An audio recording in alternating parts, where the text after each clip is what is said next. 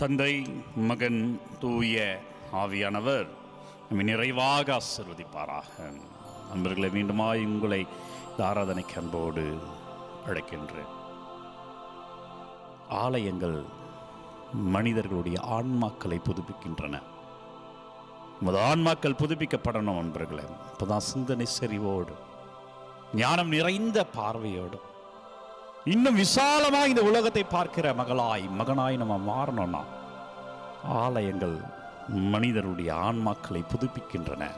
அந்த ஆன்மாவிலே நம் சிந்தனை, நம் செயல்பாடுகள், நம்ம அறிவு செறிவு, ஞானம் நிறைந்த பார்வை, விசாலமான பார்வையில் நமது அடங்கியிருக்கிறது. ஏனென்றால் இன்றைக்கு நம்முடைய தாய் திருச்சபையானது திருத்தூதர்கள் பேதுரு, பவுல் பேராலயங்களுடைய தேர்ந்தளிப்பு விழாவை நாம் கொண்டாடுகிறோம். இந்த ஆலயங்கள் ஆன்மாக்களை புதுப்பிக்கின்றன.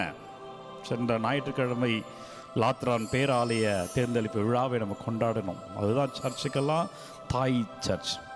முதல்ல கிறிஸ்தவ ஆலயம் இல்லையே, இயேசுவினுடைய விண்ணேற்றத்துக்கு பிறகு ஆலயம் இல்லையே என்று இருக்கிற பொழுது ஆண்டவர் இந்த ஆலயத்தை அவர் தருகிறார். அந்த தேர்ந்தளிப்பு விழாவை கொண்டாடினோம். இன்றைக்கு புனித பேதுரு, பவுல் இவ்விழாவானது 4ஆம் நூற்றாண்டிலிருந்து கொண்டாடப்படுகிறது. இந்த 2 ஆலயங்கள் தேர்ந்தளிப்பு, புனித பேதுரு, புனித பவுலடிகளுக்கான ஆலயமானது, அந்த ஆலயம் வருவதற்கு முன்பாக அந்த இடத்துல என்ன இருந்தது என்றால் அவர்களுடைய கல்லறைகள். ஏறத்தாழ 100 ஆண்டுகள் அவர்களுடைய கல்லறைகள் அங்கு இருந்தன. அந்த கல்லறைகளில் மேல் அவருடைய ஆலயங்கள் கட்டப்பட்டிருக்கின்றன. சென்னையில் இது மாதிரி ஒரு இடம் இருக்கு. உங்களுக்கு ஏதாவது கெஸ் பண்ண முடியுமா? பாருங்க, சாந்தோம் சர்ச். புனித தோமையா, இயேசுவோடு வாழ்ந்த திருத்தூதர்களில் ஒருவரான புனித தோமையாருடைய கல்லறை தான் சாந்தோம் சர்ச். அவர் கல்லறை மேல் அந்த ஆலயம் கட்டப்பட்டிருக்கிறது. அதே போல புனித பேதுரு, புனித பவுலடிகளார் இவர்களுடைய ஆலயங்களுடைய தேர்ந்தளிப்பு விழா. ஆலயங்கள் ஆன்மாக்களை புதுப்பிக்கின்றன. ஆலயங்கள் வரணும் நண்பர்கள். நிறைய பேர் ஆலயத்துக்கு வரவே இல்லை. நேற்றைய தினம் நான் என்னுடைய ஆலய வளாகத்தில் அப்படி நடந்து கொண்டே இருந்தேன். ஒரு கப்புள் என்னை தேடி வந்தாங்க. அவங்க பிள்ளைக்கு திருமணத்துக்காக விசாரிப்பது என்னெல்லாம் ப்ரொசீஜர் இருக்குது அப்படின்னு வந்தாங்க. வரதுக்கு முன்னாடி நான் கேட்டேன், நம்ம சந்திக்கிறதுக்கு முன்னாடி நான் பார்க்க வரதுக்கு உடனே கேட்ட கேள்வி, என்ன விஷயம்? You came to pray. அவங்க Anglo Indian. You came to pray அப்படின்னு கேட்டேன். Yes father, we came to pray அப்படின்னு சொல்லிட்டு அப்புறம் அவங்க பிள்ளையோட கல்யாணத்தை பற்றியும் பேசணும் அப்படின்னு சொன்னாங்க. அப்புறம் பேசி முடித்தாங்க. அப்போ நான் ஜெபமாலை சொல்லிட்டு இருந்தேன் நடந்துட்டு. சரி, நீங்கள் போய் ப்ரேயர் பண்ணுங்க அப்படின்னு சொல்லிட்டு அந்த ஜெபமாலையில் அடுத்த 10 மணியில் ஒரு 5 அருள் நிறைந்த மாதிரி கூட சொல்லியிருக்க மாட்டேன். உடனே அவங்க ப்ரேயர்லேருந்து வந்துட்டாங்க. நான் கேட்டேன், என்ன அதுக்குள்ளே வந்துட்டீங்க? இன்னும் கொஞ்ச நேரம் ப்ரேயர் பண்ணியிருக்கலாமே. அவங்க ஒரு வேலிட் ரீசன் சொன்னாங்க. நண்பர்களே, அதுக்கப்புறம் அதை யோசிச்சுட்டே இருந்தேன். இவங்களாவது அப்படி வந்துட்டு போனாங்க. இன்னும் நிறைய பேர் வராமல் இருக்கிறாங்க. நிறைய பேர் ஜெபிக்க வருகிறார்கள். ஆனால் இன்னும் அதிகமாக மக்கள் வரலாமே. அவ்வளோ கூட்டம் நிறைந்த ஆலயமாயிற்று. காரணங்கள் 1000 உண்டு. ஆனால் ஆசீர்வாதம் வேணும்ல. சாப்பிடாமலே இருந்துடலாம், சாப்பாடு பிடிக்காம கூட இருக்கலாம். ஆனால் நீ சாப்பிடலன்னா செத்துருவ. நீ வாழ்றதுக்காக சாப்பிடணும்ல. உனக்கு ஆசீர்வாதம் வரலன்னா இந்த உலகம் உன்னை அழிக்கும். உலகம்னா உலகம் கெட்டதுலாம் சொல்லலை. இந்த உலகத்தில் தீமையும் இருக்குது, இந்த உலகத்தில் கெட்டதும் இருக்குது. மனிதர்களாக நல்லவங்க தான். ஆனால் மனிதர்களை கொலை செய்கிறவன் யார்? மனுஷன் தானே. திருடுறவன் யார்? மனுஷன் தானே. உன்னை பற்றி பழித்துரைப்பது யார்? அவனை ஒரு மனுஷன் தானே. இப்போ அவங்கிட்டலாம் உன்னை பாதுகாத்துக்கிறனா அவரால் மட்டுமே முடியுமாயிற்று. நீ உச்சத்தில், புகழ்ச்சியின் உச்சத்தில் இருக்கும்போது நிற்கிற மனிதர்கள், ஃபாதர் நல்ல ஃபாதர், இந்த அண்ணன் நல்ல அண்ணன், இந்த அக்கா நல்லவங்க, இந்த அம்மா ரொம்ப நல்லவங்கன்னு சொல்கிறவங்க, நீ அவமானப்பட்டு அசிங்கப்பட்டு போகும்போது ஒருவன் வரமாட்டான். அந்த சூழ்நிலை வராமல் பார்த்துக்கோ. எப்படி ஃபாதர் பார்த்துக்கணும்? சுபத்துக்கு வா.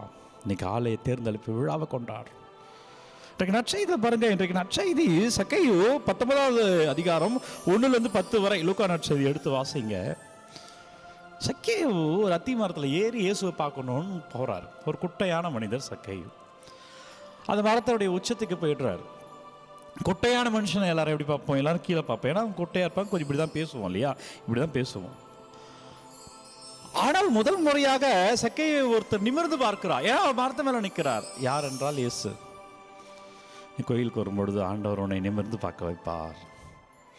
எல்லோரும் கீழே பார்த்தார்கள். அந்த பார்வையே ஒரு அடையாளம் அன்பர்களே. நீ கோயிலுக்கு வரும்போது உனக்கு என்ன நடக்கும்னா, உனக்கு இந்த சமூகத்தினோட மரியாதை கிடைக்கும். நிறைய இடத்துல நீ அவமானப்பட்டிருப்ப, வெளியில் நீ அதை பற்றி பேசினா உன் கண்ணிலேருந்து கண்ணீர் வரும். அவ்வளோ அவமானங்கள், காயங்கள், வலிகள், வடுகள் உன் மனதில் உண்டு என்பதை நான் அறிவேன். ஆண்டவர் வெளிப்படுத்துகிறார். அந்த நேரத்தில் கோயிலுக்கு வா, மரியாதை அங்கே கிடைக்கும். நீங்கள் நற்செய்தியில் எல்லோரும் கீழே பார்த்த சக்கையை ஆண்டவர் மேலே நோக்கி பார்க்குறார். அப்போ சக்கையை மரத்துலேருந்து இறங்கி வருகிறார். என்ன அடையாளம் தெரியுமா? தன் ஆணவத்திலிருந்து இறங்கி வருகிறார், தன் பாவ நிலையிலிருந்து இறங்கி வருகிறார். நீ ஆண்டவர்கிட்ட வருகிற பொழுது உன்னிடம் இருப்பது அது இறங்கி போயிடும், உனக்கு தேவையற்றவை இறங்கி போயிடும். அதை உடனே என்ன நடந்துச்சு பாருங்களேன், எல்லாரும் இயேசுவை தேடி போகிறாங்க. இவர் இயேசுவை பார்க்க முடியல தான் மருத்துவமனை நிற்கிற. இயேசு சொல்கிறார், நான் உன் வீட்டில் சாப்பிடணும்னு சொல்கிறார். நீ கோயிலுக்கு வா, உன் வீட்டுக்கு இயேசு வருவார். அவர் கடவுளை பார்க்கணுன்றதுக்காக, இயேசுவை பார்க்கறதுக்கு அத்திவாரத்து மேலே ஏறி நின்னார். கூட்டத்தில் தெரியாதுன்றதெல்லாம் மரத்து மேலே நின்னார். இயேசு சொன்னார், நான் உன்னை தேடி தான் வரேன். சக்கையோ நண்பர்களே, இன்றைக்கு இந்த ஆண்டவர் உங்களை தேடி வருகிறார். கோயிலுக்கு வந்துரு, உன் பங்கு கோயிலுக்கு போ, பூசையப்பார். நிறைய பேர், நான் அந்த கோயிலுக்கு போகிறேன் ஃபாதர், இந்த கோயிலுக்கு போகிறேன் ஃபாதர், அந்த கோயிலுக்கு போகிறேன். உன் கோயிலுக்கு போ. நீங்கள் எந்த ஊரில் இருக்கீங்களோ உங்கள் பங்குலே உங்கள் ஆசீர்வாதத்தை அவர் வைத்திருக்கிறார். நான் எந்த கோயிலையும் குறைச்சி சொல்ல. வேளாங்கண்ணி போகிறது அபிஷேகம் தான், நானும் வேளாங்கண்ணிக்கு செல்பவன் தான், அடிக்கடி சென்று ஆசீர்வாதம் பெறுவது உண்டு. ஆனால் நம்ம கோயிலில் ஆசீர்வாதம் உண்டு. நம்ம கோயிலில் வாங்குகிற அந்த திவ்ய நற்கரனிலே வல்லமையான கடவுளை நாம் பெறுகிறோம். நம்ம கோயிலில் அமர்ந்து அந்த சிற்றாலயத்தில் அமர்ந்து ஜெபிக்கிற பொழுது அபிஷேகத்தை அறுவடை செய்கிறோம்.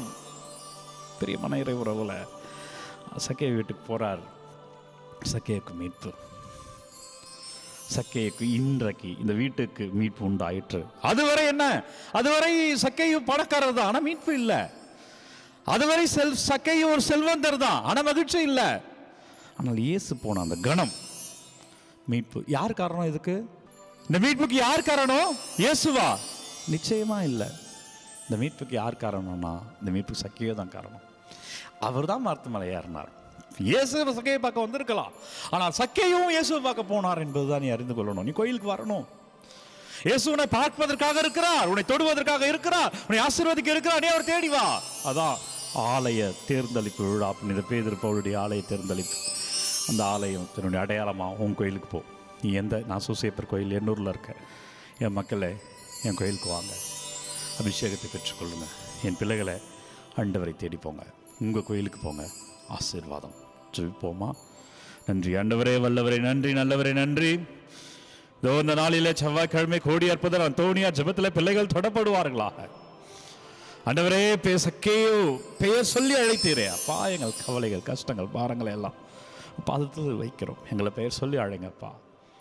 பிள்ளைகளுடைய விண்ணப்பங்கள், தேவைகள் என்னவெல்லாம் கமெண்ட்ல அனுப்புகிறார்களோ ஆண்டவரே, ஒவ்வொன்றையும் உங்கள் பாதத்தில் வைக்கிறேன். நீங்கள் பெயர் சொல்லி, மகனே உனக்கு விடுதலை, மகளே உனக்கு ஆசீர்வாதம், மகனே உன்னோடு இருக்கிறேன், நீ வாழ்வாய், அபிஷேகமாய், வல்லமையிலே வாழ்வாய் என்று அப்பா எங்களை பார்த்து சொல்லுங்க.